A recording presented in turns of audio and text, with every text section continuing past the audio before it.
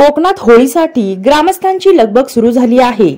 काही ठिकाणी द्वादशीला होळी तोडून त्रयोदशीला उभी केली जाते।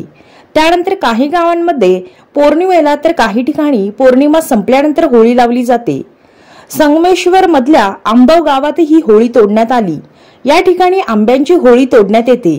ग्रामस्थ चाकरमानी यावेळी मोठ्या संख्येने उपस्थित होते। त्यानंतर ही होळी जंगलातून वाजत गाजत आणण्यात आली। नाव सांगा। आंबोचे मेन गावकर। काय परंपरा एकंदरीत या गावची परंपरा अशी आहे की होळी पहिल्या दिवशी तोडणे, त्याच्यानंतर होळी तोडून झाल्यानंतर जागेवर नेणे, त्याच्यानंतर दुसऱ्या दिवशी होळी सजवणे, होळी सजवल्यानंतर त्याला निशाण लावणे आणि संध्याकाळी 5 वाजता होळी नाचवून होळी उभी करणे। तर कोण कदम आहे मुद्याकडून होळी नाचवणार, कोण भुजबळ शेंड्याकडून, आणि कोण भुजबळने उभी करायची त्यांनी खाली दाबून धरायची, अशी परंपरा आहे पूर्वी। ओके। माझं नाव सुरेश चंद्रराव गुरव, मी या गावचा गुरव म्हणून काम करतो आणि शेजारी ते माझे सहकारी गावकर आमचे पेंडारे।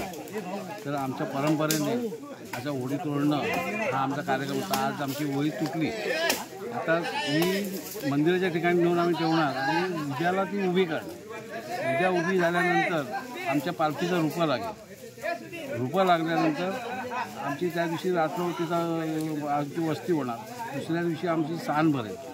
सांड भरली त्यानंतर मग दुसऱ्या दिवशी म्हणजे भद्रेला रात्री आमचं हे लागतं, पौर्णिमेला सांड भरते, कार्यक्रम असतो। तो कार्यक्रम झाल्यानंतर सकाळी 6:30च्या दरम्यान आमचा होम लागतो।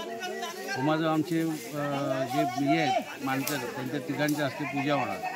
नंतर मग ते गावकर आमचे होळीला पेटवणार, आम्ही हे करून देणार शेण देऊन, गावकर आमचे फुटणार ते पेटून होळीला आग तर मग 5 फेरच्या पालखी फिरेल आणि नंतर मग पालखी नाचवली जाईल, नंतर मग परत ते सानेवर जाईल, अशी आमची परंपरा आहे। ओके।